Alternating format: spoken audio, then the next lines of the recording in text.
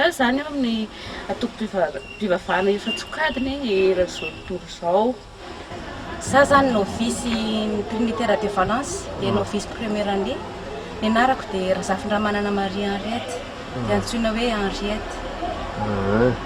Dia inona ny nahatonga anao hanao masera? Ny nahatonga anao masera zany dia ny fahitako ireo manitra nanodidina ahy tamin'ny voalohany dia naniry sy nikasa mba hanafaka azy ireo dia izany nahatonga ny vidin'ny fikambanana mitaizan'ireo zaza kambotina mikarakara ny mahantra. Efa maninona tsy ana fikambanana hafa fatao ohatra? Satria zany zay fanariko hoe hitaizareo zaza kambotina mahantra dia tonga dadaty amin'ny fikambanan'ny Trinitaire de Valence no nahitako an'izay voalohany dia nino aho hoe angamba izay no lalana intson'Andriamanitra ay satria fanojo tamin'izay ny faniriko. Dia inona moa natao raha ohatra mba tianao masera zany zao? Raha ny atao mba raha tianao masera moa zany dia misy dingana maromaro hatrehina dia ohatra hoe ny anahy zao rehefa navita amin'ny fianarana zany navita ny baccalauréat dia niditra ho aspiranty dia ny atao mandritra ny aspiranty zany mijery sy mandinika hoe inavy no zavatra ny ataondry masera dia vita zay dia na manao heritaona ny aspiranty na manao roa taona dia vita zay dia miditra amin'ny dingana faharoa ny postulante dia ny postulante moa zany dia efa miara-maina bebe kokoa amin'ny masera dia efa manaraka ireo fivavahana sy miara-misakafo amin'ny masera ohatra efa miara-maina bebe kokoa amin'ny masera zany. Dia ny dingana fahatelo dia ny amin'ny novisia dia ny amin'ny novisia moa zany dia roa taona dia ny heritaona voalohany dia atao hoe mbola mandala fiofanana moa zany dia manaraka fiofanana zany zay amin'ny heritaona io dia amin'ny taona faharoa mandeha manao stage any amin'ny communauté isa-tsokajina dia vita moa zay zany novisia dia manao ny voady rehefa vita daholo izay dingam-piofanana anankitelo zay. Dia efa masera zany amin'izay? Efa masera amin'izay. Dia tsy mianatra intsony rehefa avy eo zany masera amin'izay mara-pahafaty? Mbola misy miankina amin'ny izay efitra tapahan'ny lehibe ihany moa zany hoe mbola mianatra fa sa tsy mianatra intsony fa mbola misy manao fianarana misy ny tonga dia miasa.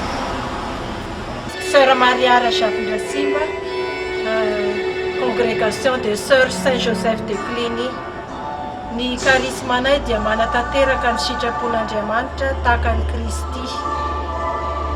Ahoana ny tokony atao raha mba tianao masera zany any aminareo?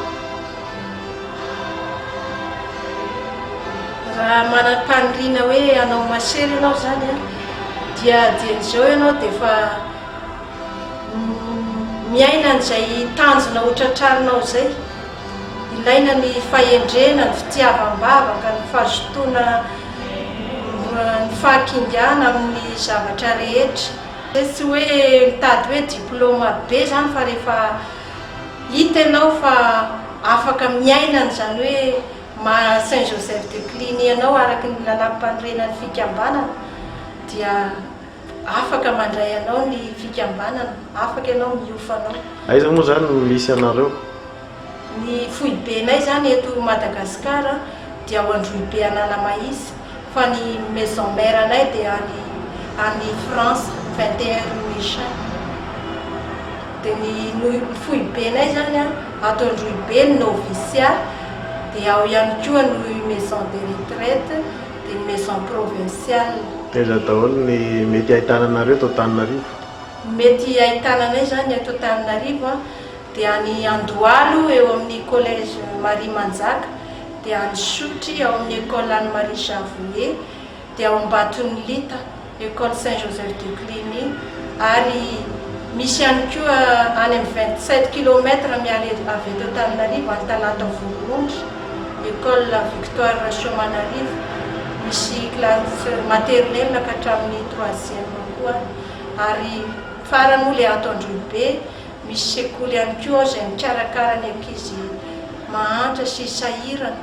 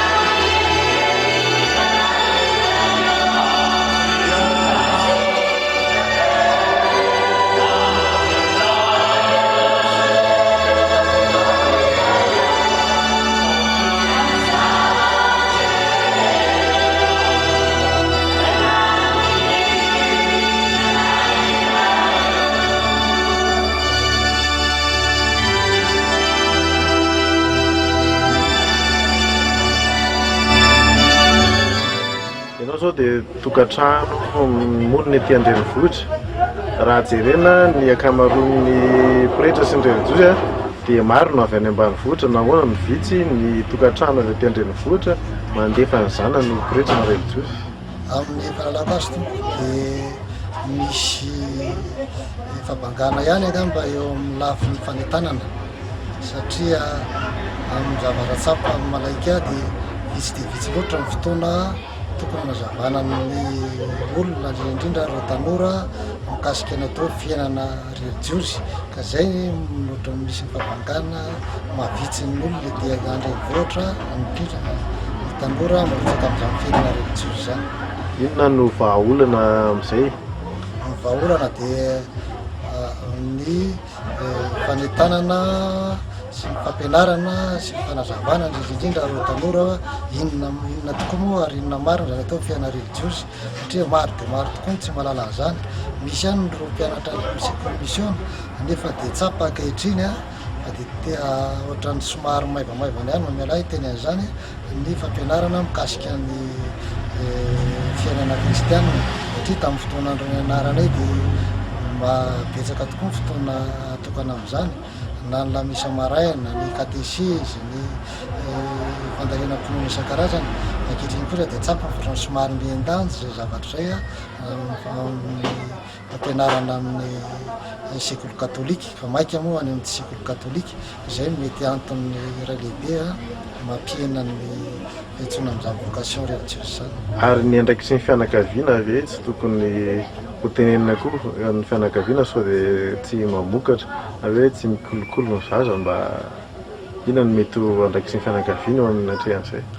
Misy andraikitra lehibe tokoa ny fianakaviana satria ny fiainan'ny tanora ny ankizy dia tokony andraikitra voalohany indrindra ny fianakaviana ka eo koa mila fanentanana koa zany ny fianakaviana tsirairay satria araka ny lazaiko anao teo arakaraka ny hasarotan'le fiainana ohatra ny tsy efa amin'ny fianakaviana mifanakalo-hevitra mifampidinidinika loatra toy ny taloha taloha dia raisy ny fianakaviana kristiana andraikitra mihitsy ny miara-mivavaka alohan'ny atory na maraina ankehitriny moa na dia eo misakafo ara dia tsy afaka miaraka misakafo tsony fa misaratsaraka be liany ka eo indrindra angamba no tsy maintsy anokana ny fianakaviana fotoana manokana mba irana vidinidinika sy hanazavany hoe inona ny fiainana kristianina ary mba aprisika ny ankizy hanaraka an'izay vocation tendren'Andriamanitra ho azy.